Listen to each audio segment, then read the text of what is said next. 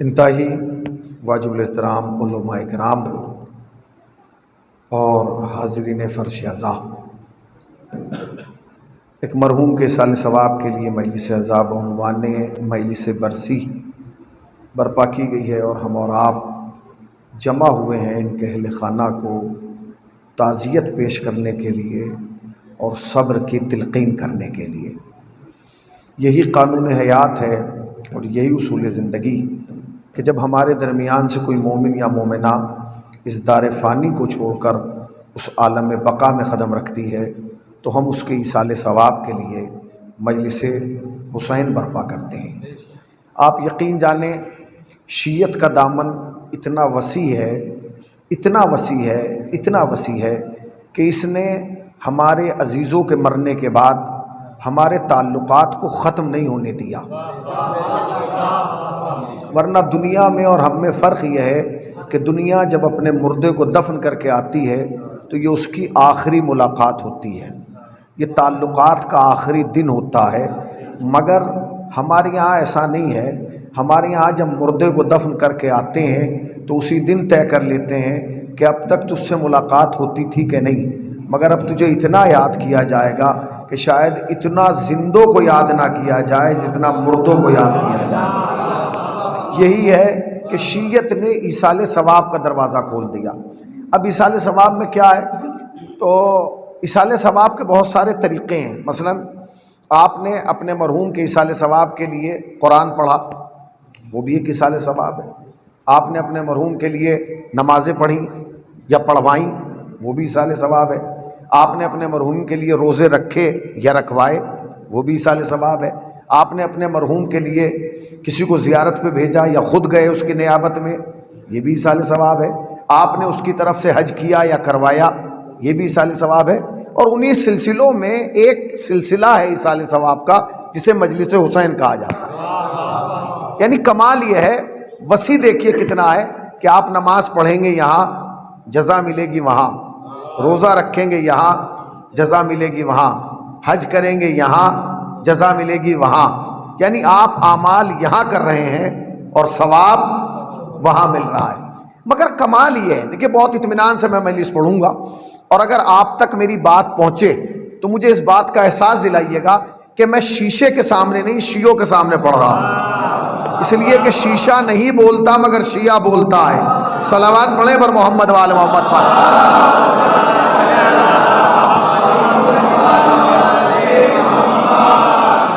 توجہ فرمائیے گا، اسے مجھے دے دیجئے، اس سے کام ہے تھوڑا۔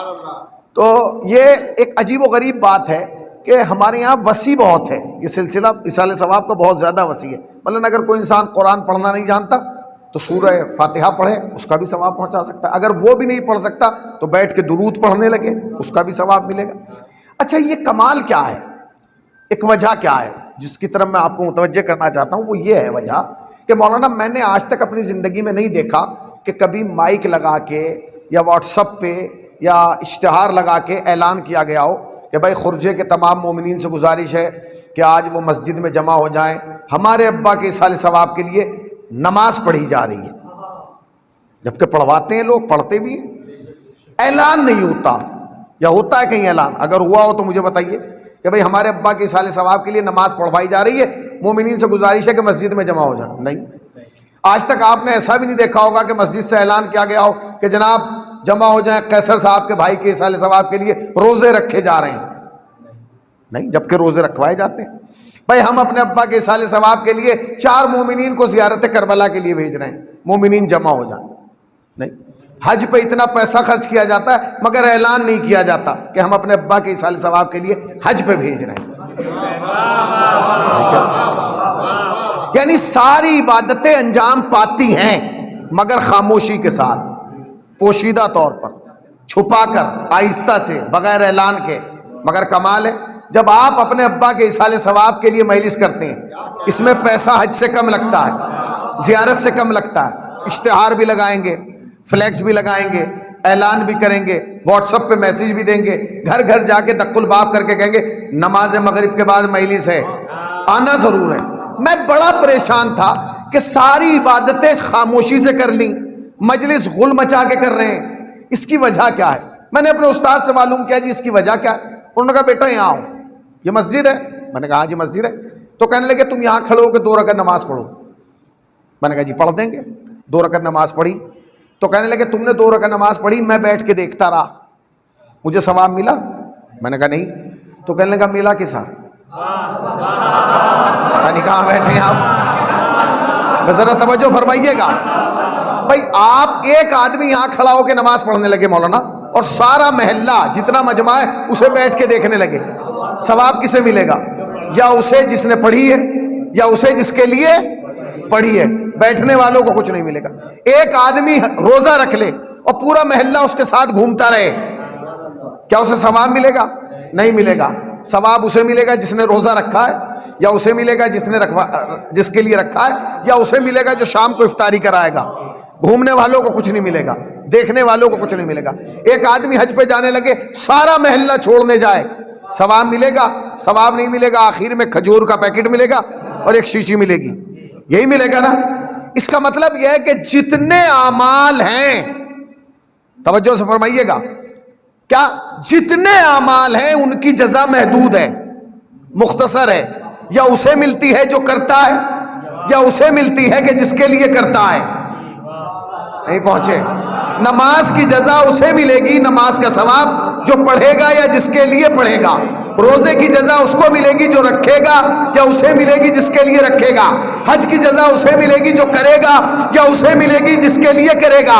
واحد عمل ہے مجلس حسین، جس کا دامن اتنا وسیع ہے، جو کرے اس کو بھی ثواب، جس کے لیے کرے اس کے بھی ثواب، جو پڑھے اسے بھی ثواب، جو سنے انہیں بھی ثواب۔ صلوات پڑھیں نا پر محمد و آل محمد پر۔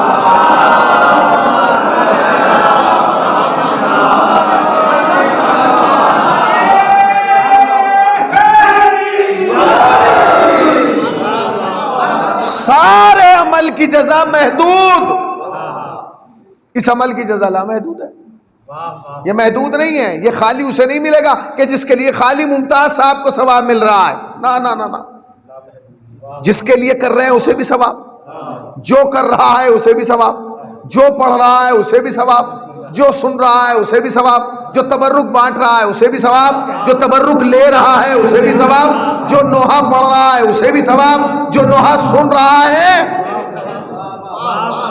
پتہ چلا جس کی جزا محدود تھی وہ خاموشی سے ہو گیا۔ پتہ نہیں کہاں۔ صلوات پڑھیں نا پر محمد و آل محمد پر۔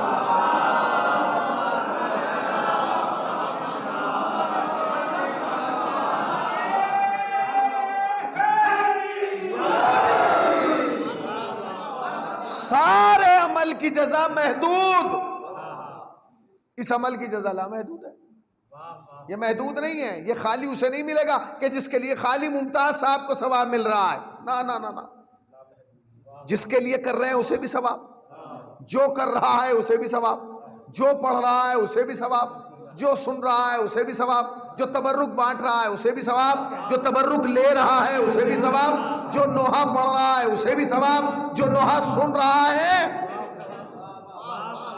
پتہ چلا جس کی جزا محدود تھی وہ خاموشی سے ہو گیا۔ پتہ نہیں کہاں بیٹھے۔ صلوات پڑھیں نا پر محمد و آل محمد پر۔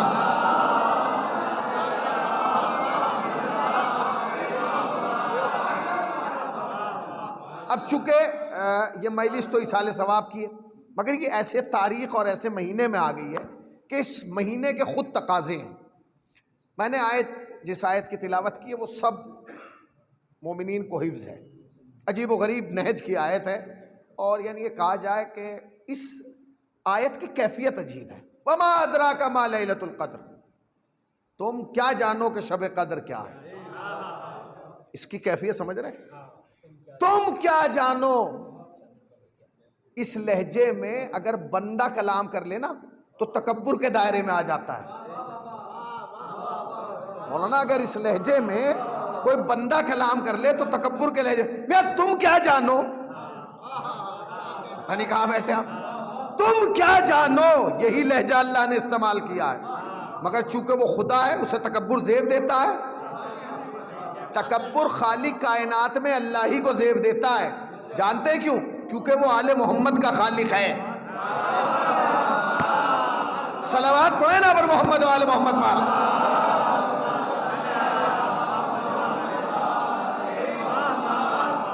तो ये जो तकब्बुर है ये आले मोहम्मद के खालिक ही को ज़ेब देता है।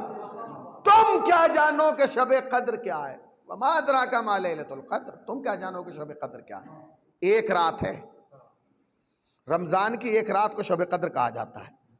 वमा अदराका मा लैलतुल कद्र, तुम क्या जानो कि शब कद्र क्या है। भाई क्या रात है, हज़ारों रातें आती हैं और चली जाती हैं, मगर कहा जा रहा है तुम क्या जानो कि शब कद्र क्या है। क्यों है, शब कद्र में खासियत क्या है। ये जो एक रात को इतनी अजमत दी गई है, क्यों दी गई है। तो कुरान ने खुद बताया कि इस रात को इसलिए अजमत दी गई है क्योंकि इस रात में कुरान नाजिल हुआ है। इस रात में कुरान नाजिल हुआ है, इसलिए ये रात बाज़मत है। तवज्जो सुनिएगा भाई, आप पढ़ेंगे अभी शब कद्र आएगी तो इस सूरे की तिलावत करेंगे कि बिस्मिल्लाहिर्रहमानिर्रहीम, इन्ना अंज़लनाहु, क्या मतलब है, अल्लाह ने शब कद्र में कुरान नाजिल किया। इस आयत को मुसलमानों ने अपने सीने पे लिख लिया। वमा अदराका मा लैलतुल कद्र, तुम क्या जानो कि शब कद्र क्या है। अभी वो तय नहीं है कि कौन सी रात है, अभी वो तय नहीं है कि वो कौन सी रात है। वो शब 19 है, शब 21 है या शब 23 है, और हमारे बरादरान के यहाँ तो शब 27 भी मानी जाती है, यानी 26 का दिन गुजरने के बाद है। यानी हमारे यहाँ 3 माना जाता है, उनके यहाँ एक तारीख और बढ़ाई जाती है। तो कहा जाता है कि अभी ये तय नहीं है, मगर इस पे हम अकड़े में कि तुम क्या जानो कि शब कद्र क्या है। भाई शब कद्र में कमाल क्या हुआ, कहेंगे जी कमाल ये है कि शब कद्र में कुरान नाजिल हुआ है। तो मुसलमानों जागो और सोचो कि ये रात की फजीलत नहीं है, ये उस कुरान की फजीलत है। अगर ये रात, इस रात में कुरान ना आता तो ये रात आम रात जैसी होती। आपने गौर नहीं किया, मुझे एक लफ्ज़ कहना है जिसपे आप लोग इंशाअल्लाह मुतवज्जो हो जाएंगे तो मजलिसी माहौल तैयार हो जाएगा। भाई इस रात की फजीलत क्या है, फजीलत यह है कि इस रात में कुरान नाजिल हुआ। अगर ये रात में कुरान नाजिल ना होता तो ये रात आम रात जैसी होती, फिर इस रात का कोई शुमार ना होता। मगर चूंकि इस रात में कुरान नाजिल हो गया तो कुरान ने कहा कि 1000 रातें मिल के भी इस रात का मुकाबला नहीं कर सकती। तो जुमला कहूं, मुसलमानों सोचो, जिस रात में कुरान नाजिल हो जाए, जब उस रात का मुकाबला नहीं हो सकता तो जिस रात में कुरान नाजिल हो रहा है,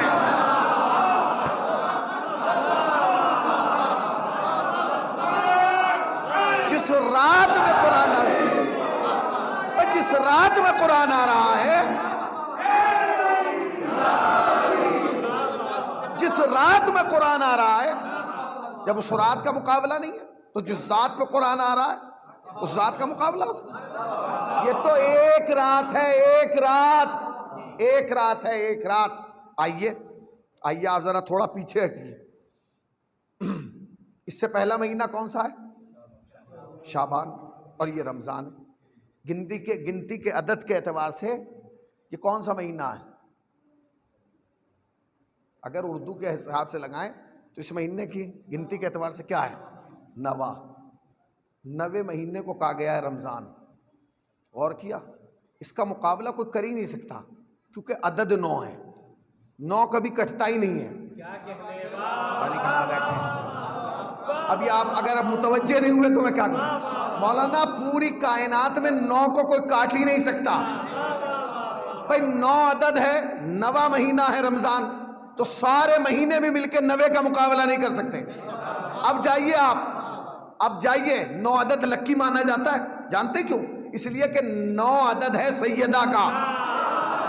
यानी कहाँ बैठे, 9 अदद है जनाबे सैयदा का, तो इसकी तो फजीलत का कोई मुकाबला ही नहीं। अब मैं आपको इसकी फजीलत गिनाना चाहता हूं कि इस महीने की फजीलत क्या है। इस महीने की रात का मुकाबला को रात, दिनों के आलम क्या है वो सुनिए आप। दिन का आलम यह है कि अगर आप आम दिनों में एक आयत पढ़ेंगे तो एक आयत का सवाब, और अगर इस महीने के में एक आयत पढ़ेंगे तो एक आयत का सवाब नहीं, पूरे कुरान का सवाब है। एक आयत के पढ़ने का सवाब यानी पूरा कुरान। अब सुनिए आप, یہ تو میں نے اپنی زبان سے سنا دیا، اب مرسل اعظم کی زبان سے سنیے۔ جب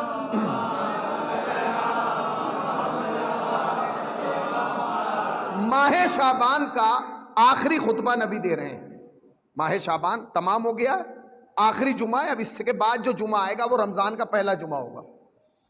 نبی کھڑے ہوئے ہیں اور نبی نے خطبہ ارشاد فرمایا جو آج بھی ہماری کتابوں میں خطبہ شعبانیہ کے نام سے مشہور ہے۔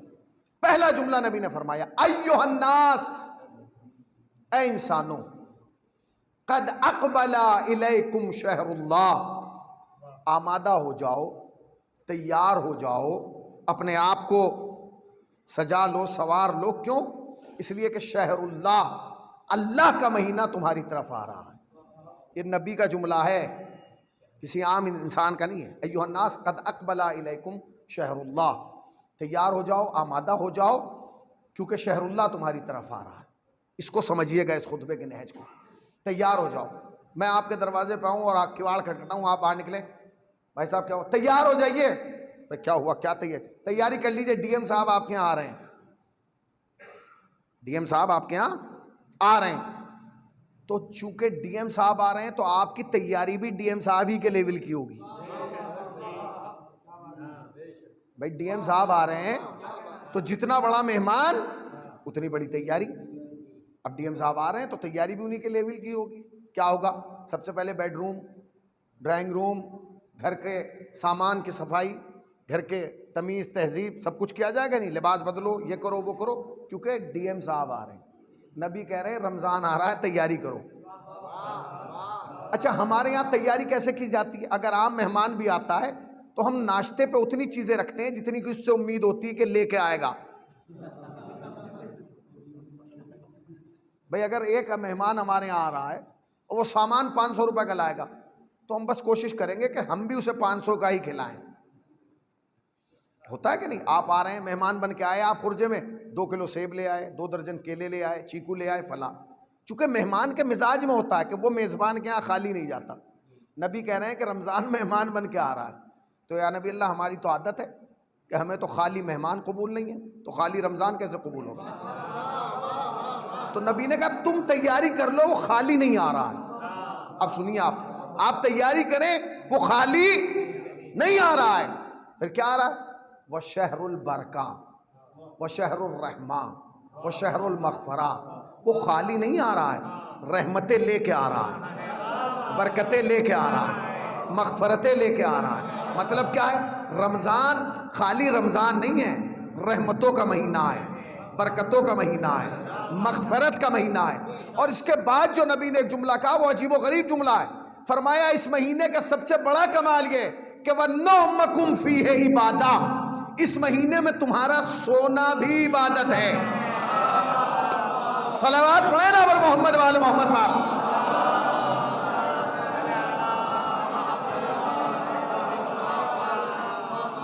اس مہینے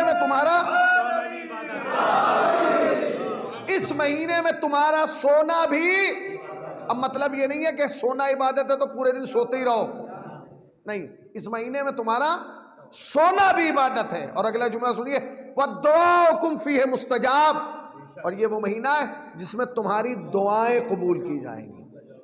مہینہ سمجھ گئے آپ؟ رحمتوں کا مہینہ ہے، برکتوں کا مہینہ ہے، مغفرت کا مہینہ ہے۔ اس مہینے میں تمہارا سونا بھی عبادت ہے، یعنی اگر تم بستر پہ لیٹ کے آرام کر رہے ہو تو وہ بھی عبادت شمار ہوگی۔ اس مہینے میں تمہارا سانس لینا بھی عبادت ہے، یعنی اگر تم سانس لے رہے ہو تو یہ نہیں کہا جائے گا کہ سانس لے رہے ہو، لکھا جائے گا تسبیح الہی کر رہے ہو۔ اس مہینے میں تمہاری دعائیں مستجاب کی جائیں گی، اتنا بابرکت مہینہ۔ اب میں آپ سے پوچھنا چاہتا ہوں کہ کتنے رمضان ہماری زندگی میں آئے اور چلے گئے، مگر اس مہینے کے بارے میں آپ کیا جانتے ہیں؟ کتنا جانتے ہیں؟ 4 چیزیں جانتے ہیں، 5ویں ہم نہیں جانتے۔ پہلی یہ جانتے ہیں کہ اس مہینے میں جو ہے قرآن نازل ہوا۔ دوسرا ہم یہ جانتے ہیں اس مہینے میں امام حسن کی شہادت ہوئی۔ تیسرے یہ جانتے ہیں کہ بھائی اس مہینے ولادت ہوئی، اور تیسرے جانتے ہیں کہ اس مہینے میں حضرت علی کی شہادت ہوئی، اور چوتھے یہ کہ اس مہینے میں الوداع جمعہ آنا ہے۔ یہ تو جانتے ہیں، اس کے علاوہ کیا جانتے ہیں؟ نہیں۔ آج کی تاریخ حساس ترین تاریخ ہے، عالم تشیع کے لیے نہیں، عالم اسلام کے لیے۔ جانتے کیوں؟ اس لیے کہ آج کی رات، آج کی تاریخ شہادت جناب خدیجہ سے منسوب ہے۔ آج کی تاریخ جناب خدیجہ کی شہادت سے منسوب ہے۔ قیامت کی تاریخ ہے، یہ کوئی معمولی تاریخ نہیں ہے۔ یعنی آج کی تاریخ میں سیدہ یتیم ہوئی ہیں، آج کی تاریخ میں رسول کی شریک حیات اس دنیا سے گئی ہے، کم ہے۔ جناب خدیجہ کا کردار ہم نے لوگوں کو سنایا نہیں ہے۔ خدیجہ کوئی معمولی خاتون نہیں ہے۔ جناب خدیجہ کی فضیلت کے لیے میں ابھی مصائب نہیں پڑھ رہا ہوں، باب فضائل میں ہوں۔ اس مہینے کی ساری فضیلتیں آپ کو گناؤں گا اور مجلس تمام ہو جائے گی۔ جناب خدیجہ رسول کی پہلی زوجہ، جانتے ہم نے نہیں، برادران نے لکھا کہ خدیجہ اس باکردار خاتون کا نام ہے کہ جب تک خدیجہ زندہ رہی رسول نے دوسری شادی نہیں کی۔ پتہ نہیں کہاں بیٹھے ہیں آپ۔ جب تک خدیجہ زندہ رہی رسول نے دوسری شادی نہیں کی، اور جناب خدیجہ کی شہادت کے بعد، وفات کے بعد رسول اللہ نے شادیاں کی، تقریباً 11 یا 13، روایات میں اختلاف ہے، مگر جب تک جناب خدیجہ زندہ رہی رسول اللہ نے دوسری شادی نہیں کی۔ اور حضرت عائشہ فرماتی ہیں کہ اکثر میں یہ دیکھتی تھی کہ رسول اللہ خدیجہ کا تذکرہ کرتے تھے اور رونے لگتے تھے۔ ایک دن میں نے رسول اللہ سے کہا، جملہ سن لیجئے گا، حضرت عائشہ کا جملہ ہے مولانا، ایک دن میں نے رسول اللہ سے کہا یا رسول اللہ آپ اس خدیجہ کو بھلا کیوں نہیں پا رہے ہیں؟ آپ اس خدیجہ کو بھلا کیوں نہیں پا رہے ہیں؟ اس لیے کہ وہ بوڑھی بھی تھی اور اتنی حسین و جمیل نہیں تھی۔ آج تو آپ کے حرم میں، آپ کی ازدواجی زندگی میں اتنی ساری خواتین ہیں، آپ کسی کو یاد نہیں کرتے، مگر خدیجہ کو آج بھی یاد کرتے ہیں۔ تو رسول اللہ نے 3 جملے حضرت عائشہ سے کہے اور کہا خدیجہ عائشہ یاد رکھو، کائنات کی ساری خواتین بھی مل جائیں تب بھی خدیجہ کا مقابلہ نہیں کر سکتی۔ کہا کیوں؟ کہا اس لیے کیونکہ جب میں فقیر تھا، جب میں تنگ دست تھا، تب خدیجہ نے مال کا دروازہ کھول دیا۔ جب میرے پاس مال نہیں تھا تب خدیجہ نے مال کا دروازہ کھولا۔ عجیب و غریب جملہ ہے، یعنی جب رسول اللہ کے پاس مال نہیں تھا تب خدیجہ نے مال کا دروازہ کھولا۔ اور کہنے لگے جب کوئی میری نبوت کا کلمہ پڑھنے والا نہیں تھا تب خواتین میں خدیجہ نے میرا کلمہ پڑھا۔ اور اس کے بعد جو تیسرا جملہ کا تاریخ ساز تھا، کہنے لگے جب دنیا عرب نے مجھے ابتر ہونے کا طعنہ دیا تب خدیجہ نے مجھے فاطمہ جیسی بیٹی دے دی۔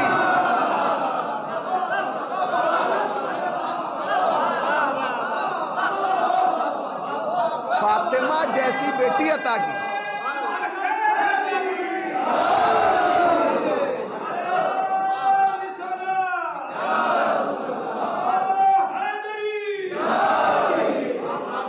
جب میں تنگ دست تھا تو خدیجہ نے مال کا دروازہ کھول دیا، جب میں نے دعویٰ اسلام کیا تو خدیجہ نے کلمہ پڑھ لیا، اور جب دنیا عرب مجھے بے اولاد ہونے کا طعنہ دے رہے تھے تب خدیجہ نے مجھے،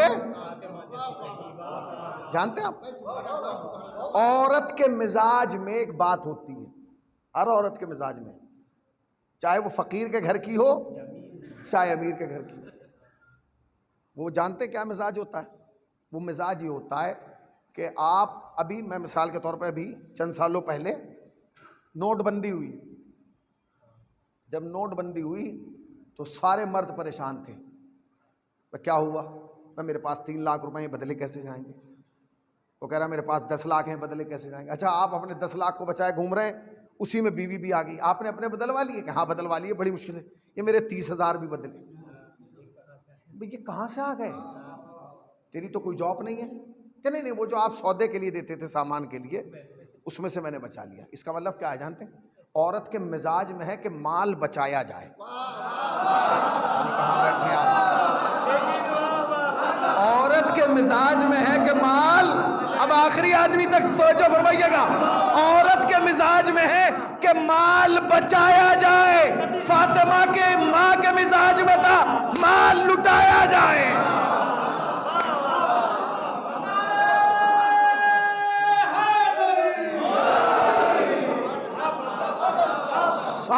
عورتوں کے مزاج میں ہوتا ہے مال بچائیں. سیدہ کی ماں کے مزاج میں کیا تھا؟ مال لٹائے، لٹایا. جانتے ہیں؟ سنیے سیدہ خدیجہ سلام اللہ علیہا کی فضیلت جانتے ہیں آپ؟ جو اسلام کے نام پہ کلنک ہے نا، ایک جملہ، اسلام نے عورت کو آزادی نہیں دی، اسلام نے عورت کو ترقی سے روک لیا، اسلام نے عورت کو میدان میں نہیں آنے دیا. اللہ اکبر. خدیجہ کا ایک لقب تھا ملیکۃ العرب. ملیکۃ العرب. سوچ نہیں سکتے آپ، 80,000 اونٹوں پر مال تجارت جاتا تھا. 80,000 اونٹوں پر جناب خدیجہ کا مال جایا کرتا تھا.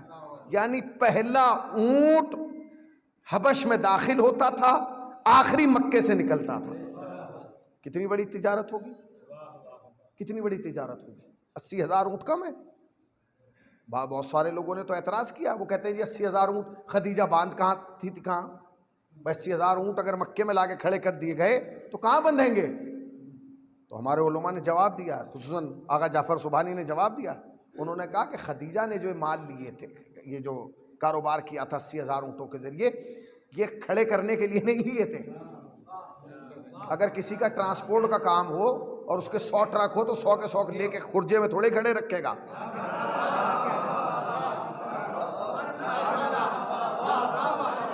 اگر کسی کا ٹریولز کا کام ہے اور اس کے 100 ٹرک چل رہے ہیں، اب ان کے تو 100 ٹرک ہیں اور کوئی صاحب آ جائیں ایک ہی دن، مجھے 100 کے 100 خرجے میں دکھائیے. پاگل ہیں وہ، کھڑے کرنے کے لیے تھوڑے ہی لیے ہیں. تو خدیجہ نے وہ اونٹ کھڑے کرنے کے لیے تھوڑے ہی لیے تھے. 80,000 اونٹ بس خدیجہ کا مال تجارت جاتا تھا. فاطمہ کی ماں ہے خدیجہ، رسول کی زوجہ ہیں خدیجہ، اور اس زمانے کی سب سے بڑی بزنس مین تھی خدیجہ. غور کیا آپ نے؟ اب میں ایک جملہ کہوں، خدیجہ نے پردے میں رہ کے تجارت کی ہے اور بتایا ہے کہ پردہ ترقی سے نہیں روکتا. کہاں بیٹھے ہیں آپ بھائی؟ اب اور قریب آؤں تاکہ آپ جاگ جائیں. خدیجہ نے پردے میں رہ کے تجارت کر کے آج تک کی تاریخ کو جواب دیا ہے کہ حجاب اب قید کا نام نہیں ہے، حجاب ترقی کا نام ہے. حجاب قید کا نام نہیں ہے. جو لوگ کہتے ہیں حجاب کے خلاف آواز بلند کرو، حجاب حجاب یہ کیا ہے؟ نہیں، حجاب ایک طاقت ہے، حجاب ایک پاور کا نام ہے. شاید ہم نہیں سمجھ پائے کہ حجاب کی طاقت کتنی ہے، مگر اب سے 5 سال پہلے آیت اللہ خامنائی نے ایک جملہ کہا تھا جو پوری دنیا میں وائرل ہوا. یہ حادثہ تو ہمارے یہاں اب ہوا. آیت اللہ خامنائی نے 5 سال پہلے کہا تھا، عجیب و غریب جملہ کہا تھا. آیت اللہ خامنائی نے کہا تھا، ہم اپنی قوم کی بیٹیوں سے کہتے ہیں کہ اے ہماری قوم کی بیٹیوں، ہمارے دشمنوں کو اتنے ہمارے شہداء کے خون سے ڈر نہیں لگتا جتنا تمہارے حجاب سے ڈر لگتا ہے.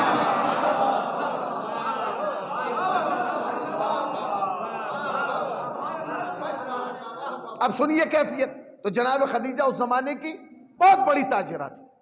آپ کا ایک غلام ہے جس کا نام ہے میسرہ. میسرہ آیا اور جناب خدیجہ سے آنے کے بعد کہا کہ بی بی کا کیا کہ رات گوڈاؤن میں چوری ہو گئی، چور آئے تھے مال لے گئے، چور آئے تھے مال لے گئے. جناب خدیجہ نے کہا لے جانے دو، کیا فرق پڑتا ہے، ضرورت مند ہوگا. لے گیا، چلا گیا. میسرہ کو جواب ملا، ہاں ٹھیک ہے چلے جاؤ. چلا گیا. دوسرے دن پھر میسر آیا، بی بی رات پھر چوری ہوئی تھی، پھر رات پھر مال گیا. کوئی بات نہیں، کچھ ضرورت مند ہو گیا، پھر لے گیا، چلے گی. تیسرا دن پھر ہوا، پھر میسر آیا، بی بی رات پھر چوری ہوئی تھی. تو جناب خدیجہ نے کہا کہ ٹھیک ہے 3 دن ہو گئے چوری کو. کہا اب چوری نہیں ہوگی، اب چوری نہیں ہوگی. میسرہ ٹھہرو میں آ رہی ہوں. میسرہ دروازے پہ کھڑے ہوئے. آپ کی 400 کنیزیں تھیں اور 400 غلام تھے. جناب خدیجہ کے 80,000 اونٹ نہیں تھے خالی، 400 کنیزیں تھیں اور 400 غلام تھے.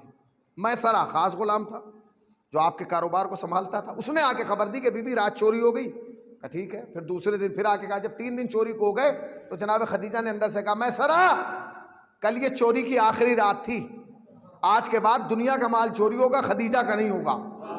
یعنی کہاں بیٹھے ہیں آپ نے تیور کا ہی اندازہ کہ کیسے کہ ٹھیک ہے تم ٹھہرو میں آ رہی ہوں۔ آپ چادر پہن کے باہر نکلی اور میسرہ سے کہا میسرہ میرے پیچھے پیچھے چلتے رہو۔ خدیجہ آگے آگے، میسرہ پیچھے پیچھے، خدیجہ آگے آگے، میسرہ پیچھے پیچھے، خدیجہ آگے آگے، میسرہ پیچھے پیچھے۔ ایک دروازے پہ آئی، کہا میسرہ دق الباب کرو، دق الباب کیا گیا۔ جب دروازے پہ غلام نے آ کے دروازہ کھولا، کون؟ کہا جا کے کہہ دو خدیجہ آئی ہے، خدیجہ بنت خوالد آئی ہے، جاؤ کہو۔ غلام گیا، سردار اپنی مسند پہ بیٹھا ہوا تھا۔ کہا حضور، کہا کیا ہوا؟ کہا خالد کی بیٹی خدیجہ آئی ہے۔ یہ سننے کے بعد سردار اپنی مسند سے اٹھے، کہا یہی بلا لوں؟ کہا تم مت جاؤ، میں خود جاؤں گا، کیونکہ میں جانتا ہوں کہ وہ خاتون کتنی برکت ہے، اس کا معیار کیا ہے۔ آپ دروازے پہ آئی اور آنے کے بعد کہا کہ بی بی کب آپ مجھے پہچانتے ہیں؟ کہا میں تو پہچانتا ہوں کہ آپ خالد کی بیٹی ہیں، خدیجہ نام ہے آپ کی۔ کہاں میں؟ جناب خدیجہ نے کیا جملہ کہا، کہنے لگی کہ حضور میں اس لیے آپ کے دروازے پہ آئی ہوں، میری تھوڑی بہت تجارت ہے۔ جملہ نہیں سنا آپ نے، غور ہی نہیں کیا۔ میری تھوڑی بہت تجارت ہے، میں چھوٹی بہت تجارت کرتی ہوں۔ اب جیسے ہی کہا نا، بھائی مالکن یہ جملہ کہہ رہی ہے کہ میری چھوٹی بہت تجارت ہے ذرا مراسی، تو ایک مرتبہ میسرہ نے خدیجہ کی طرف دیکھا، خدیجہ نے اشارے سے کہا خاموش۔ کہا ٹھیک ہے کوئی مشکل نہیں۔ کہا کیا ہوا؟ کہا کہ میری تجارت ہے، 3 دن سے مسلسل گوڈاؤن میں چوری ہو رہی ہے، میں چاہتی ہوں۔ تو بس اس آنے والے نے کہا بی بی اب مطمئن ہو کے چلی جائیے، آج کے بعد چوری نہیں ہوگی، اور کل شام کو سارا مال یہاں سے لے جائیے گا، کل شام میں سارا مال یہاں سے لے جائیے گا۔ اس نے کہا کہ ٹھیک ہے، چل دی۔ دروازہ بند ہو گیا، آقا اپنے مسند کی طرف چلے گئے، خدیجہ اپنے گھر کی طرف آنے لگی۔ جب خدیجہ اپنے گھر آ گئی تو میسرہ نے ہاتھ جوڑ کے جملہ کہا بی بی آپ نے وہاں جا کے یہ کیوں کہا کہ میری تھوڑی بہت تجارت ہے، چھوٹی موٹی سی؟ آپ کے تو 80,000 اونٹوں پہ مال جاتا ہے، آپ کہہ رہی چھوٹی موٹی، پوری دنیا عرب آپ کو پہچانتی ہے۔ تو کہنے لگی دنیا عرب پہچانتی ہے، مگر جس کے دروازے پہ میں گئی تھی اسے کائنات پہچانتی ہے۔ نہیں پہنچے آپ؟ مجھے دنیا عرب پہچانتی ہے، اسے پوری کائنات پہچانتی ہے۔ کہ کیوں؟ کہا تجھے نہیں پتا، بڑوں کے دروازے پہ بڑا بن کے نہیں جایا جاتا، بڑوں کے دروازے پہ چھوٹا بن کے جانا چاہیے۔ یہاں تک کو چھوٹا بن کے جانا تمہارا کام ہے، بڑا بنا کے بھیجنا ان کا کام ہے۔ ٹھیک ہے بی بی، ٹھیک ہے کوئی بات نہیں، آپ کی مرضی۔ کہ بیوی پر انہوں نے تو بڑے مطمئن ہو کے کہہ دیا آج کے بعد چوری نہیں ہوگی اور سارا مال کل لے جائیے گا، یہ کیسے ہوگا؟ یہ ممکن کیسے؟ نہ انہوں نے یہ پوچھا شک کس پہ ہے، چوری کس ٹائم ہوئی؟ کہا وہ بڑے لوگ ہیں، چھوٹی باتیں پوچھا نہیں کرتے۔ یعنی کہاں بیٹھے؟ وہ بڑے لوگ ہیں، چھوٹی باتیں پوچھا نہیں کرتے۔ اب اگر ابو طالب نے کہہ دیا کہ چوری نہیں ہوگی تو نہیں ہوگی۔ اس نے کہا کہ ٹھیک ہے۔ شام میں جناب ابو طالب نے اپنے غلام کو بلایا، کہا کیونکہ آپ رئیس بطھا تھے، آپ بطھا کے سردار تھے، آپ نے اپنے غلام کو کہا کہ سارے سرداروں کو بلا لاؤ۔ سارے سردار آ گئے، ابو طالب کی دعوت پہ کون نہیں تھا جو نہ آتا، سب آ گئے، بیٹھ گئے، ابو طالب کی طرف دیکھنے لگے۔ جناب ابو طالب تشریف لائے، بیٹھ گئے۔ اے سردار بطھا ہمیں کیوں بلایا ہے؟ اے کلید بردار حرم ہمیں کیوں بلایا ہے؟ اے حاجیوں کو پانی پلانے والے ہمیں کیوں بلایا ہے؟ جناب ابو طالب نے کہا میں تمہاری طرف سے فکر مند ہوں، کیونکہ تمہارا کوئی کاروبار تو ہے نہیں، تمہارا ذاتی کاروبار کوئی نہیں ہے، تمہاری یہ سورس آف انکم خالی ایک حج ہے۔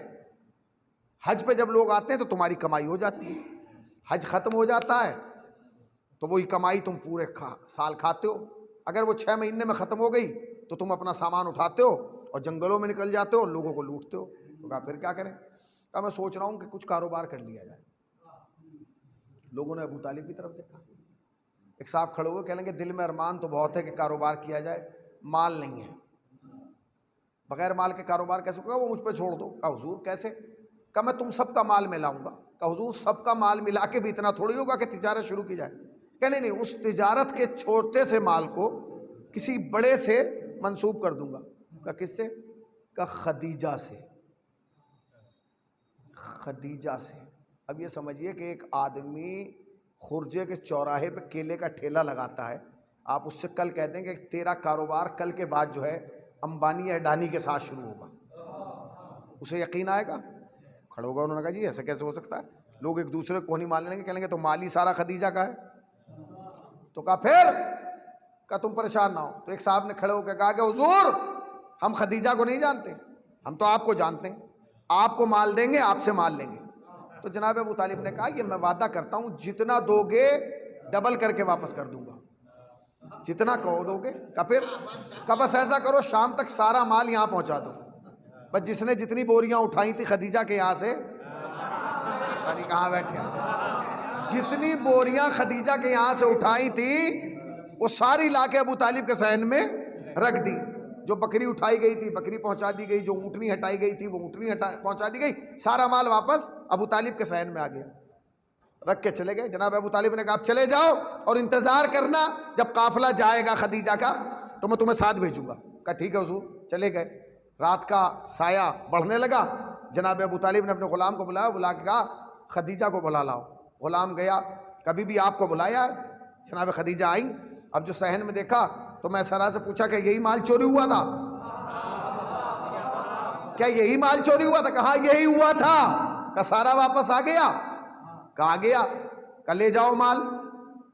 مگر بی بی لے تو جا رہی ہیں، مگر میں انہیں زبان دے چکا ہوں جتنا لے جا رہی ہیں ڈبل واپس پہنچا دیجیے گا۔ کہا ٹھیک ہے۔ چلنے لگے تو میں سرا نے ایک جملہ کہا کہ حضور آپ نے 2 وعدے کیے تھے، ابھی ایک پورا ہوا دوسرا نہیں۔ کہا کیا؟ کہ پہلا وعدہ یہ کیا تھا کہ مال واپس آ جائے گا، دوسرا کہا تھا اب چوری نہیں ہوگی، اب ڈاکہ نہیں پڑے گا، تو دوسرا تو وعدہ رہ گیا۔ جناب ابو طالب نے کہا جب قافلہ جائے تو بتانا۔ ان کا مزاج کیا تھا؟ یہ جنگلوں میں پڑ جاتے تھے، جب قافلہ گزرتا تھا تاجروں کا تو انہیں لوٹ لیتے تھے۔ کہا ٹھیک ہے۔ تاریخ کہتی ہے کہ جب معینہ وقت آیا اور جناب ابو طالب کو پتا چلا کہ خدیجہ کا قافلہ جا رہا ہے، جناب ابو طالب نے سارے لٹیروں کو بلایا اور بلا کے کہا بھائی کل تیار ہو جاؤ، اپنا سامان تیار کر لو۔ کہا کیوں؟ کل تمہارا مال جا رہا ہے نا بکنے کے لیے، حبش جا رہا ہے۔ کہا پھر؟ کہا تو کیا کرنا ہے؟ کہا تمہیں بھی ساتھ جانا ہے۔ کہا کیوں؟ کہا خدیجہ کا تو مال زیادہ ہے، تمہارا کم ہے۔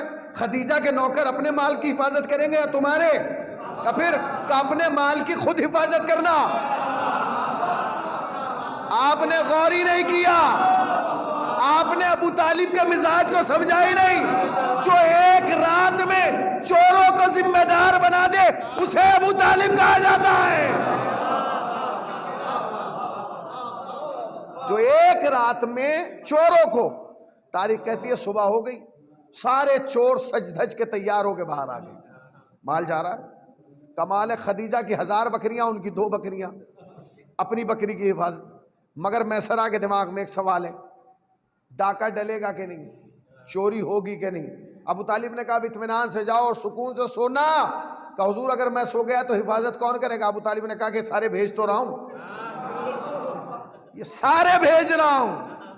تاریخ کہتی ہے قافلہ چلا، سارے چور ذمہ دار بن گئے، جہاں جہاں ڈاکو آ کے لوٹتے تھے اس جگہ میسرہ نے کہا ہوشیار، یہی وہ جگہ ہے جہاں ڈاکہ ڈلتا تھا۔ سب نے آ کے کہا اطمینان سے سو، اب کوئی ڈاکہ ڈالنے نہیں آئے گا۔ کہا کیوں؟ کہا اس لیے کہ اب دودھ کی حفاظت کے لیے بلی کو ذمہ دار بنا دیا گیا ہے۔ صلوات پڑھیں اور محمد والے محمد والے۔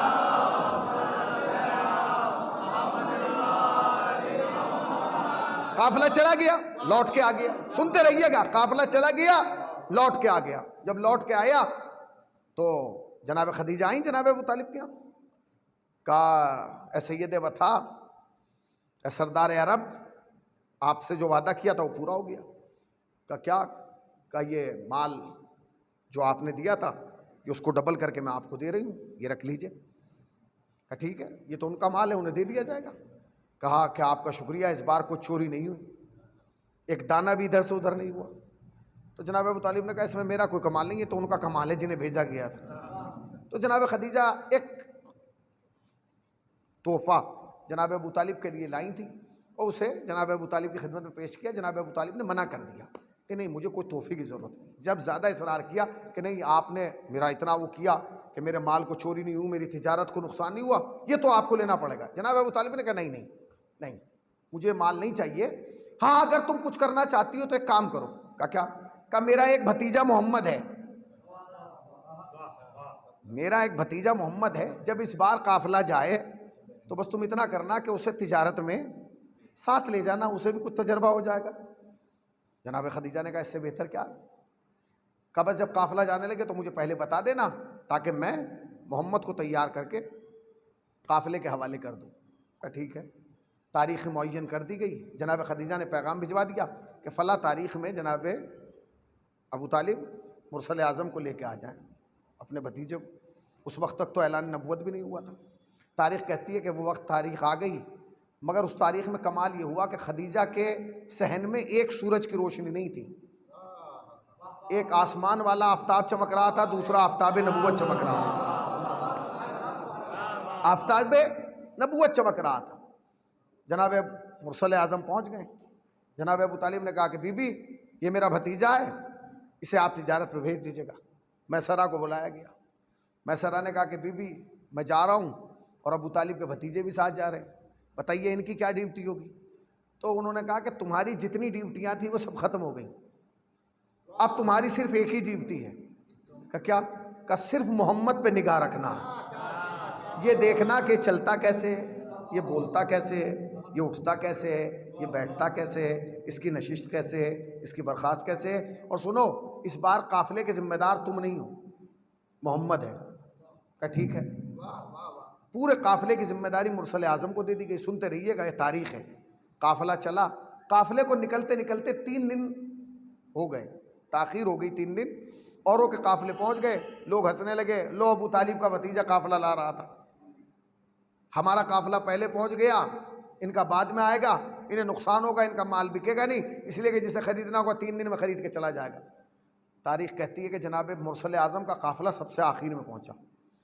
جب وہاں پہنچے سب سے زیادہ فائدہ نبی کے قافلے کو ہوا، سب سے زیادہ فائدہ مرسل اعظم کو ہوا۔ یعنی ہر دفعہ اگر 2 گنا ہوتا تھا تو اس بار 3 گنا ہوا۔ قافلہ سامان بیچا گیا، قافلہ واپس مکے میں آیا۔ تاریخ کہتی ہے جب جناب خدیجہ کو پتہ چلا کہ قافلہ واپس آ رہا ہے تو آپ بالائے خانہ تشریف لے گئی۔ آپ نے پورے قافلے کو آتے ہوئے دیکھا۔ مرسل اعظم آئے اور آنے کے بعد سارا حساب میسرہ کو سمجھایا اور اپنے گھر تشریف لے گئے۔ میسرہ وہ سارا حساب لکھ کے جناب خدیجہ کے پاس آیا اور وہ دفتر رجسٹر لے کے جناب خدیجہ کے پاس بیٹھا اور بیٹھنے کے بعد کہا بی بی آپ مجھ سے حساب لے لیجئے۔ خدیجہ نے کہا مجھے حساب نہیں لینا، مجھے یہ بتا کہ جو تیرے ساتھ گیا تھا اس کا انداز کیا تھا۔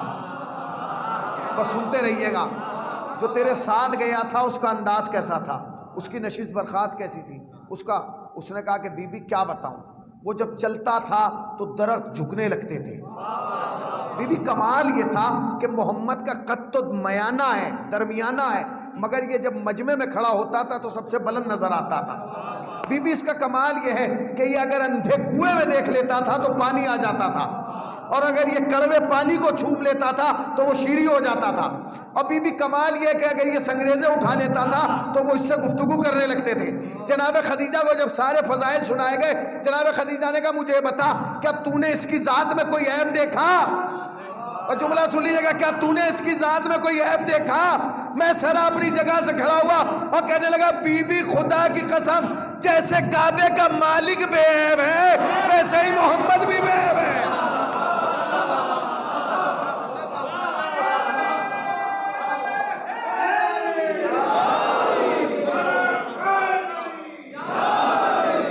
جیسے کعبے کا رب بے عیب ہے ویسے ہی محمد بھی بے عیب ہے۔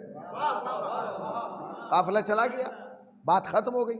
ایک دن میسرہ آیا، جناب خدیجہ نے میسرہ کو بلایا، قریب بلا کے کہا میسرہ کہا کہ یہ حبش کا فائدہ تیرا، یہ جو حبش سے افریقہ سے فائدہ ہوا ہے تجارت میں یہ تیرا، یہ مصر والا بھی فائدہ تو رکھ لے،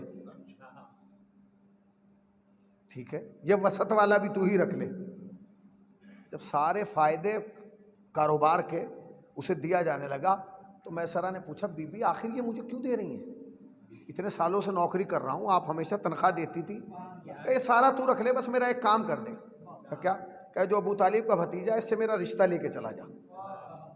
میسرہ برسوں سے خدیجہ کے ساتھ رہ رہا تھا، کاروبار کا تجربہ تھا، اسے معلوم تھا کیسے گھاٹا ہوتا ہے کیسے فائدہ، سارا کاروبار سارا فائدہ کنارے رکھ دیا اور کہا بی بی کام بڑا ہے اجرت کم ہے۔ بیٹھے آپ؟ بی بی کام بڑا ہے اجرت کم ہے. کا کیا مطلب؟ کا تجھے میں نے مصر کا فائدہ دے دیا؟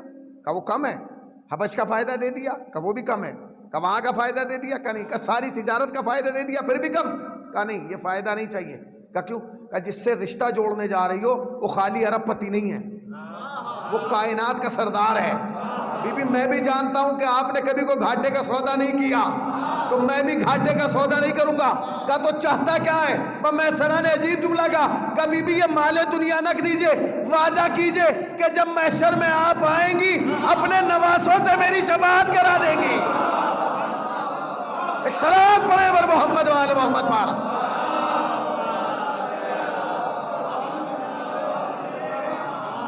اپنے نواسوں سے میری شفاعت کرا دیں. رشتہ گیا، رشتہ قبول ہو گیا. تاریخ کہتی ہے کہ مرسل اعظم کو دولہا بنایا گیا، خدیجہ کے دروازے پہ لایا گیا. مرسل اعظم کی شادی جناب خدیجہ سے ہوئی. شادی ہو گئی، میں نے پڑھ دیا، آپ نے سن لیا. بیچ کا ایک حصہ رہ گیا. شادی اس وقت تک مکمل نہیں ہوتی جب تک نکاح نہ ہو جائے. ہوتی ہے کہ نہیں؟ آپ شادی کا انتظام کر لیں، بارات لے جائیں، بارات گھر بک ہو، بسیں اچھی ہوں، ویڈیو والا ہو، پٹاخے والا ہو، سب کچھ، اور وہاں جا کے پتہ چلے مولوی نہیں آیا. بھائی مولانا کہاں ہے؟ بھائی مولانا تو بھی نہیں آئے. بیٹھ جاؤ، انتظار کر لو.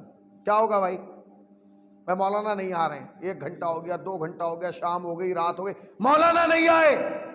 ایک صاحب آگے بڑھے، انہوں نے کہا بھائی مولوی نہیں مل رہا تو کیا ہوا؟ بغل میں ایک مندر ہے، اس کا پجاری موجود ہے، اسے بلا لو، یہ کرا دے گا شادی. تو آپ کا جواب کیا ہوگا؟ آپ کا جواب کیا ہوگا؟ نہیں بھائی مولوی چاہیے. ٹھیک ہے، اگر مولوی ہی چاہیے، اپنا نہ صحیح، یہاں حافظ صاحب کی مسجد ہے، مرکز ہے، بلا لو. نہیں بھائی، جس عقیدے کا دولہا ہوگا اسی عقیدے کا مولوی ہوگا. کہاں بیٹھے آپ؟ جس عقیدے کا، اگر دولہا بریلوی ہے تو مولوی بھی بریلوی چاہیے. اگر دولہا دیوبندی ہے تو مولوی بھی دیوبندی چاہیے. اگر دولہا اہل حدیث ہے تو مولوی بھی اہل حدیث چاہیے. اگر دولہا شیعہ ہے تو مولوی بھی شیعہ چاہیے. اور اگر دولہا سنی ہے تو مولوی بھی سنی چاہیے. اور اگر دولہا نبی ہے،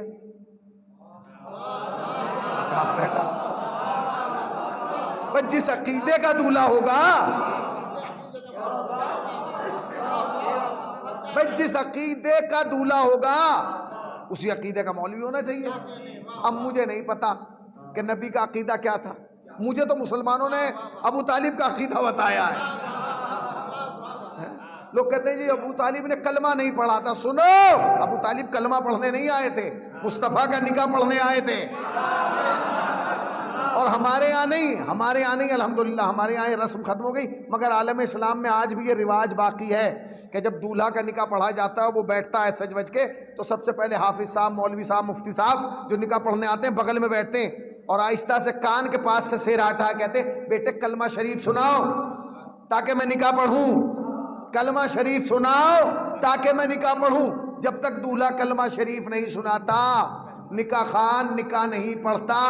تو اگر تمہارا عقیدہ یہ ہے تو پھر ہمارا بھی نظریہ یہ ہے کہ ابو طالب بھی آئے ہوں گے، محمد کے کنارے بیٹھے ہوں گے، اور آہستہ سے کہا ہوگا بیٹا پہلے کلمہ سنا. تو بھیا ابو طالب کلمہ پڑھنے نہیں آئے تھے، کلمہ سننے آئے تھے. صلوات پڑھنے پر محمد وآل محمد وآل.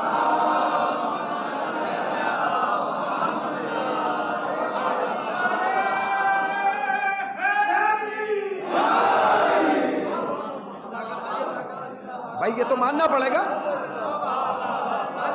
اچھا جی، کمال ہے. سنیے دیکھیے، ہمارے ہاں ولیمہ کب ہوتا ہے؟ ولیمہ کون کرتا ہے؟ ولیمہ کرتے ہیں لڑکے والے، یہی ہوتا ہے نا. کتنے دن ولیمہ چلتا ہے؟ 1 دن، 2 دن، 3 دن. مرسل اعظم نے اپنا ولیمہ 3 دن کیا. 3 دن کیا بھائی، سردار بطھا کا بھتیجا تھا. 3 دن والے. جناب خدیجہ نے اپنا ولیمہ 6 مہینے چلایا. مولانا کرار حسین صاحب وائز ملکۃ الحرم میں لکھتے ہیں کہ خدیجہ نے اپنی شادی کے بعد 6 مہینے تک لوگوں کو کھانا کھلایا. کھانا کھلایا. اور انہوں نے ایک جملہ لکھا کہ کسی خاتون نے جا کے جب خدیجہ سے پوچھا کہ اتنا کھانا کھلا رہی ہو، 6 مہینے ہو گئے ہیں، سونے کے برتن میں کھلا رہی ہو، چاندی کے برتنوں میں کھلا رہی ہو، اور اعلان یہ ہے کہ خالی برتن دے کے نہ جانا کھا کے، برتن ساتھ لے جانا، برتن ساتھ لے جانا. تو وہ قرار حسین وائز نے کتاب میں اپنے جملہ لکھا تو خدیجہ نے مسکرا کے کہا کہ ولیمہ تو وہ کرتے ہیں جنہیں پتی ملتا ہے، مجھے پتی نہیں ملا، عرب پتی مل گیا ہے. صلوات پڑھیں بر محمد وآل محمد پر. شادی ہو گئی. اب جلدی جلدی سن لیجئے کیونکہ دامن وقت میں گنجائیں. شادی ہو گئی، شادی ہو گئی جناب خدیجہ کی. ابھی تک مرسل اعظم نے، ابھی تک مرسل، بس ٹھیک ہے ایسے ہی ٹھیک ہے، ابھی تک مرسل اعظم نے اعلان نبوت نہیں کیا. ابھی تک جناب پیغمبر اسلام نے نبوت کا اعلان نہیں کیا کہ میں نبی ہوں. شادی ہو گئی. جب شادی ہو گئی نا اور پہلی رات آئی تو مرسل اعظم نے جناب خدیجہ سے کہا کہ بی بی تم تو اتنے بڑے گھرانے کی خاتون ہو، اتنے پیسے والی ہو، اتنی بڑی تاجر ہو، کیا کہنا تمہارا، 80,000 اونٹوں پہ، اور ایک میں معمولی انسان ہوں، ایک عام انسان ہوں، مجھ سے شادی کرنے کی وجہ کیا ہے، کیا چاہتی ہیں؟ میرے پاس کوئی ایسا تحفہ ہی نہیں ہے جو میں آپ کو منہ دکھائی کے طور پہ دے دوں. جملہ سنیے گا جناب خدیجہ کا. کہا کہ اے محمد میں کچھ نہیں چاہتی، میں منہ دکھائی میں بس اتنا چاہتی ہوں کہ وہ جو آپ کے دوش پہ مہر نبوت ہے، یعنی کہاں بیٹھے آپ کے دوش پہ جو مہر نبوت ہے اس کی زیارت کرا دیں. آپ نے غور ہی نہیں کیا. میں تاریخ کے چکر میں میلز بھول گیا. پھر سن لیجئے، اعلان رسالت نہیں ہوا،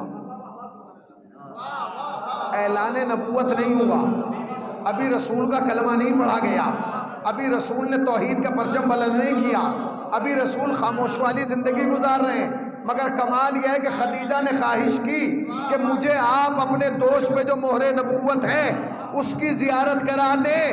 جملہ کہوں، دنیا کی تمام خواتین میں، اور قریب آگے جملہ کہوں، نبی کی تمام ازواج میں اور خدیجہ میں فرق یہ ہے کہ خدیجہ نے بغیر اعلان نبوت کے مہر نبوت کی زیارت کی ہے اور اوروں نے کلمہ پڑھ کے نبی کی زیارت کی ہے.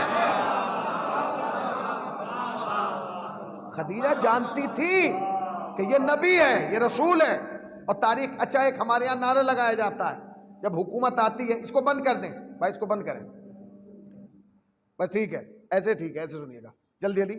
ہمارے یہاں ایک نعرہ لگایا جاتا ہے جب حکومت آتی ہے، کسی کے الیکشن کا زمانہ آتا ہے تو ہر آنے والی پارٹی کہتی ہے ہم آ گئے تو قرض معاف کر دیں گے. یہ جملہ ہے، ہم آ گئے تو قرض معاف کر دیں گے. خدا کی قسم، ممبر کی قسم، یہ جملہ پہلی مرتبہ اگر کائنات میں کسی نے کہا تو خدیجہ نے کہا، ہم آ گئے تو قرض معاف کر دیں گے. ہم آ گئے تو قرض معاف کر دیں گے.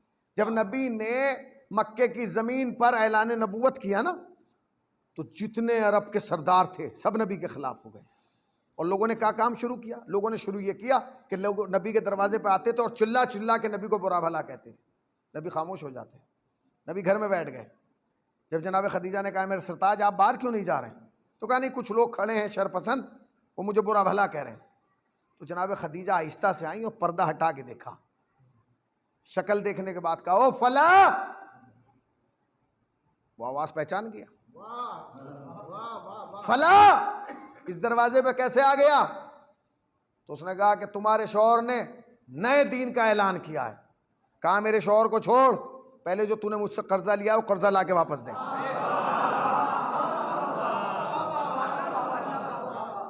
اب قرضہ واپس کیسے کیا جائے گا؟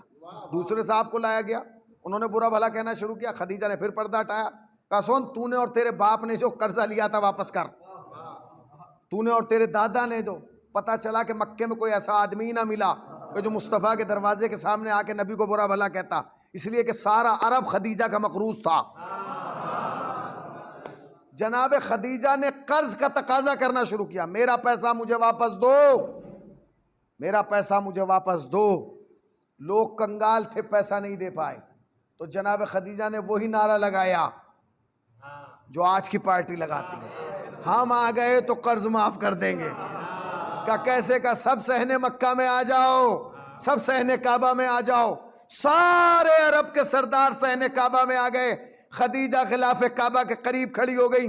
خدیجہ نے ایک اعلان کیا، اے عرب کے سردارو، اگر چاہتے ہو کہ تمہارا قرض معاف کیا جائے، میرے شوہر محمد کا کلمہ پڑھتے جاؤ، قرض معاف کراتے چلے جاؤ۔ خدیجہ کا کلمہ پڑھتے گئے، قرض معاف ہوتا گیا۔ کتنا قرض معاف ہوا؟ کتنی دولت اسلام کے نام پہ لٹائی گئی؟ اپنوں نے نہیں، غیروں نے لکھا کہ خدیجہ میں اور نبی کی اور ازواج میں فرق یہ ہے، جملہ سنیے گا، یہ ہمارا جملہ نہیں ہے، یہ غیروں کی کتابوں میں موجود ہے، کہ انہوں نے لکھا کہ ہم نبی کی تمام ازواج میں اور خدیجہ میں بنیادی فرق یہ ہے کہ نبی کے تمام اصحاب کو، نبی کے تمام چاہنے والوں کو، نبی کے تمام ماننے والوں کو، نبی کے تمام کلمہ پڑھنے والوں کو، نبی کی تمام ازواج کو پالا ہے اسلام نے، اور اسلام کو پالا ہے خدیجہ نے۔ اسلام کو پالا ہے خدیجہ۔ جو اسلام کو پال دے، کیا کہنے جناب خدیجہ کی۔ تو اس مہینے میں، بہت جلدی 2 منٹ کی ایک باتیں اور سن لے، مجلس ختم ہو گئی۔ اس مہینے کی پہلی یہ 10 تاریخ جو ہے، یہ منسوب کس سے؟ جناب خدیجہ سے۔ کل 11، پرسوں 12 تاریخ رمضان کی بہت اہم ہے۔ کیا ہے؟ روزہ اخوت ہے۔ 12 تاریخ وہ ہے جس میں نبی نے اپنے اصحاب میں ایک دوسرے کو بھائی بنایا، انصار اور مہاجرین میں ایک دوسرے کو بھائی بنایا۔ آپ جائیے روایات دیکھیے، نبی نے ایک دوسرے کو بھائی بنایا، تم اس کے بھائی ہو، تم ان کے بھائی ہو، تم ان کے بھائی ہو، تم ان کے بھائی ہو۔ اور روایت کہتی ہے کہ نبی نے حضرت ابو بکر کو حضرت عمر کا بھائی بنایا، اور حضرت عمر کو حضرت ابو بکر کا بھائی بنایا۔ سب کو ایک دوسرے کا بھائی بنا دیا۔ رمضان کی 12 تاریخ میں ایک دوسرے کا بھائی بنا دیا، سب بن گئے ایک دوسرے کے بھائی۔ ایک آدمی کو کسی کا بھائی نہیں بنایا۔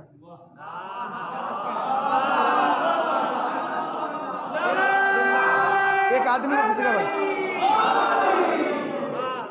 رمضان میں نبی نے رمضان کی 12 تاریخ میں ایک دوسرے کا بھائی بنایا۔ اے عمر تم ابو بکر کے بھائی ہو، اے ابو بکر تم عمر کے بھائی ہو۔ سب کو بھائی بنا دیا، ایک کو نہیں بنایا۔ وہ تھے مولا کائنات۔ سب ایک دوسرے کے بھائی بن گئے، خوش ہو گئے، اکیلے علی رہ گئے۔ ایک دوسرے کو کونی مار کے کہنے لگے سب ایک دوسرے کے بھائی ہیں، علی کا کوئی بھائی نہیں ہے۔ نبی خیمے سے نکلے، علی کا ہاتھ پکڑا، اور پکڑنے کے بعد کہا علی مایوس نہ ہو، جو جس جیسا تھا، پتہ نہیں کہاں بیٹھے ہیں،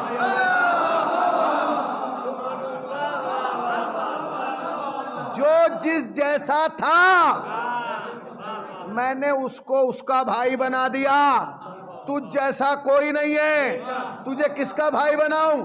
تو مجھ جیسا ہے، میں تجھ جیسا ہوں۔ صلوات پڑھیں پر محمد و آل محمد۔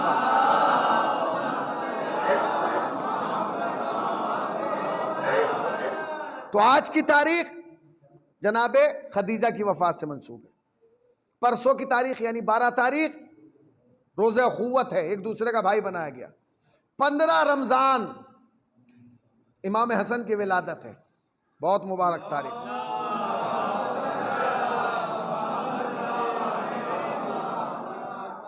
17 رمضان، 17 رمضان کی تاریخ کو معمولی تاریخ نہیں ہے، فتح جنگ بدر ہے۔ جنگ بدر کی فتح جو ہے وہ 17 رمضان کو ہی ہے۔ 19 رمضان شب ضربت ہے۔ 20 رمضان فتح مکہ ہے۔ فتح مکہ بھی کوئی معمولی تاریخ نہیں ہے، یعنی نبی ہجرت کے بعد جب واپس گئے ہیں مکے میں، وہ رمضان کی 20 تاریخ تھی جب فتح مکہ ہوا ہے، اور آپ نے جانے کے بعد پورے مکے کو فتح کر لیا، گھیر لیا، لوگ اپنے گھروں میں گھس گئے، دروازے بند کر لیے کہ محمد نے کعبے کو گھیر لیا، چاروں طرف سے کعبے کو گھیر لیا گیا۔ نبی کھڑے ہوئے تھے، نبی نے آواز دی بلال، کہا ہم نے مکے کو فتح کر لیا، اب فتح کا اعلان بھی ہو جائے۔ کہا یا نبی اللہ اعلان کیسے ہوگا؟ کہا یہ سب کافر ہیں، جا کے خانہ کعبہ کی چھت سے آواز دے دو، آذان دے دو، تاکہ لوگوں کو پتہ چل جائے کہ اللہ کے دین کا پرچم یہاں لہرایا جا رہا ہے۔ چلے گئے بلال، حکم کے محتاج تھے. بلال چلے گئے کعبے کی چھت پہ. کون سی تاریخ میں؟ 20 تاریخ میں, رمضان کی 20 تاریخ میں بلال کعبے کی چھت پہ ہیں. نبی کہہ رہے ہیں آزان دو. بلال چپ کھڑے ہیں. بلال آزان دو.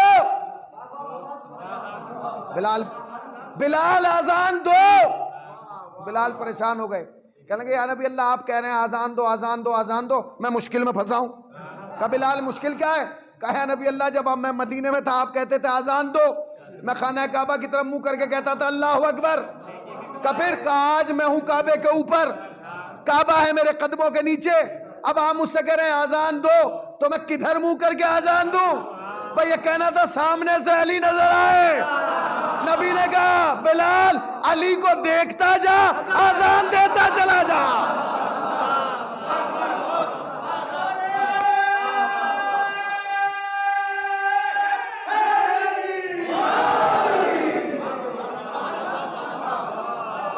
بلال علی کو دیکھتا چلا جا اور آزان دیتا چلا جا. بلال آزان دیتے چلے گئے. اور اس کے بعد پھر 21 رمضان آ گئے, قیامت کی تاریخ. وہ رات جس رات میں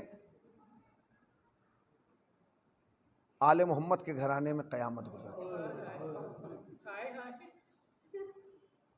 جملہ سن لیجئے. تقریر کا پہلا جملہ یاد ہے جو میں نے خطبہ شعبانیہ آپ کو سنایا, بس اسی سے ملا دوں تاکہ مجلس مربوط ہو کے ختم ہو جائے. نبی خطبہ دے رہے تھے ماہ شعبان کا, اے لوگو تیار ہو جاؤ, تمہاری طرف رحمتوں کا مہینہ آ رہا ہے, برکتوں کا مہینہ آ رہا ہے, مغفرت کا مہینہ آ رہا ہے. یہ وہ مہینہ ہے جس مہینے میں سونا عبادت ہے. یہ وہ مہینہ ہے جس مہینے میں تمہاری دعائیں قبول کی جائیں گی. یہ خطبہ دے ہی رہے تھے کہ اچانک بیچ خطبے کے درمیان سے مولا کائنات کھڑے ہوئے, اور کھڑے ہونے کے بعد کہا یا رسول اللہ اس مہینے میں اور کیا کیا عبادت ہے؟ نبی نے علی کے چہرے کو دیکھا اور رونا شروع کر دیا. جب رونا شروع کیا تو علی نے پوچھا یا رسول اللہ کیا میں نے کوئی غلط سوال کر لیا؟ کیا میں نے کوئی سوال ایسا کیا جس سے آپ کو کہا نہیں؟ کہا تو پھر آپ رو کیوں رہے ہیں؟ کہا علی اس لیے رو رہا ہوں کیونکہ یہی وہ مہینہ ہوگا جس مہینے کی میں عبد الرحمن ابن ملجم تمہاری داڑھی کو تمہارے خون سے رنگین کر دے. تاریخ کہتی ہے کہ جب نبی نے جملہ کہا, جس وقت نبی نے جملہ کہا اس وقت مسجد میں خالی علی نہیں تھے, حسن و حسین بھی موجود تھے. بچے تھے نا, نانا کی بات سنی, جانتے تھے کہ ہمارا نانا نبی ہے, جب تک وہی نہیں آتی تب تک کلام نہیں کرتا. بچے واپس آئے اور خاموشی سے گھر میں بیٹھ کے رونے لگے. سیدہ قریب آئیں اور قریب آنے کے بعد کہا ہے میرے لاڈلو رو کیوں رہے ہو؟ کہا اماں آج نانا خطبہ دے رہے تھے. جب نانا خطبہ دے رہے تھے تو بابا نے کھڑو کے سوال کیا تو نانا نے جواب میں کہا کہ رمضان ہی وہ مہینہ ہوگا جس میں ہم یتیم ہو جائیں. چھوٹی سی ہیں جناب زینب. جناب زینب کو جب پتہ چلا تو جناب زینب تشریف لائیں اور لانے کے بعد اپنے بھائیوں کو بٹھایا اور اپنے ننھے ننھے ہاتھوں کو اٹھایا اور دعا کی ہے پروردگار یہ تیری رحمتوں کا مہینہ ہے, تیری برکتوں کا مہینہ ہے, تیری مغفرتوں کا مہینہ ہے. اس مہینے میں ہمیں داغ یتیمی سے محفوظ رکھنا. جانتے ہیں آپ جناب زینب مسلسل یہ دعا کرتی رہی. جب بھی رمضان کا چاند فلک پہ نظر آتا تھا زینب ہاتھوں کو دعا اٹھاتی تھی اور کہتی تھی پروردگار اس مہینے میں ہمیں داغ یتیمی سے تاریخ کہتی ہے کہ زینب دعا کرتی رہی یہاں تک کہ 40 ہجری کا رمضان ہے. 40 ہجری کا رمضان 7 رمضان والی مسجد سے سامنے ایک شخص کھڑا ہوا ہے. امام نے اس کو قریب بلایا, بلا کر تیرا نام کیا ہے؟ اس نے کہا میرا نام عبد الرحمن ہے. تیرے باپ کا نام کیا ہے؟ کیا پہنچی. امام نے اس کے سینے پر ہاتھ رکھ کے کہا تو ہی میرا قاتل, تو ہی میرا قاتل. تو یہ سننا تھا کہ تو ہی میرا قاتل. تڑپ گیا کہنے لگا مولانا میں آپ کا قاتل ہوں، مجھے مار دیں گے، قتل کر دیں گے۔ علی نے کہا کہ میں کبھی جرم سے پہلے سزا نہیں دے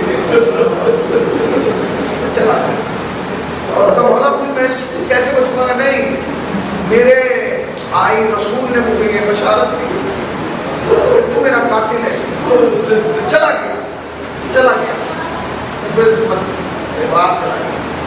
تاریخ کہتی ہے کہ اس سال تاریخ سے علی نے وصیتیں کرنا شروع کر، کبھی علی کو حسن کو وصیت کر رہے ہیں، حسین کو وصیت۔ تاریخ کہتی ہے یہاں تک کہ وہ رات آ گئی جسے 19 رمضان میں، شب 19 رمضان، علی اپنی بہن بیٹی ام کلثوم کے یہاں گیا، سحر کا وقت آیا، علی سحر کے لیے اٹھے، بیٹی نے دسترخوان لگا دیا، جب دسترخوان لگایا تو آپ نے دسترخوان کو دیکھا، اٹھے، سحر کی اور اس کے بعد مسجد کی طرف جانے لگے۔